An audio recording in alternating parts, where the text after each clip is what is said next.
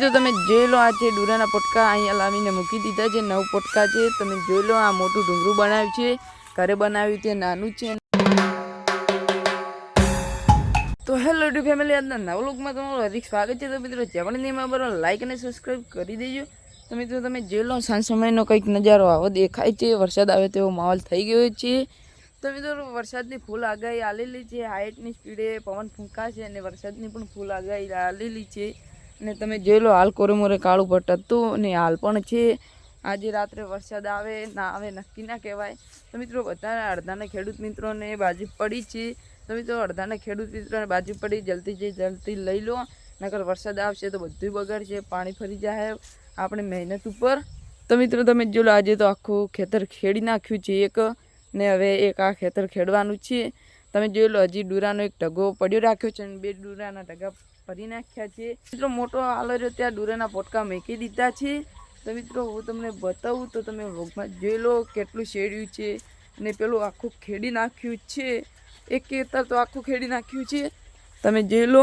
અને હાલ ગવાર વીણવાનું ચાલુ હતું, તમને બતાવું, તમે જોઈ લો, ચોળી પણ વીણવા આવી ગઈ છે। કેટલા બધા ફૂલડા દેખાય છે અને ગવાર પણ વીણવા આવી ગયો છે। અને તમે જોઈ લો, વરસાદ આવે તેવો માહોલ થઈ ગયો છે। તો મિત્રો હું તમને બતાવું ગાર કેટલો વીણ્યો છે તે તમે વ્લોગમાં જોઈ લો। તો તમે જોઈ લો, ગવારનો ઢગો આટલો મોટો થયો છે ને તમે જોઈ લો, ફળિયું પણ અડધે અડધ વીણી નાખી છે।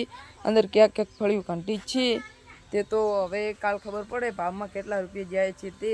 તો મિત્રો કાલનો ચોળીને ગવારનો શું ભાવ પડે છે હું તમને વ્લોગમાં બતાવશું, તો તમે વ્લોગમાં જોઈ લેજો ગવારને અને ચોળીનો શું ભાવ પડે છે તે।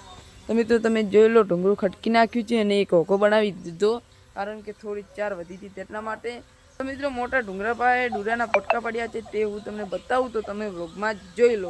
તો તમે જોઈ લો, આ છે ડુરાના પોટકા અહીંયા લાવીને મૂકી દીધા છે। 9 પોટકા છે, તમે જોઈ લો। આ મોટું ઢુંગરું બનાવ્યું છે, ઘરે બનાવ્યું તે નાનું છે। અને તમે જોઈ લો, આ ચાર ઉપરથી વધી તે બધી ભોય પાડી દીધી છે, આ પાનસ પડી છે અને તમે જોઈ લો, ડોરું અહીંયા લાવીને મૂકી દીધું છે। તો મિત્રો જો વરસાદ આવે તો ડાયરેક્ટ તાટપત્રી લાવીને ઠોકી દઈએ, તેટલા માટે વરસાદથી પલળે નહીં ડુરું।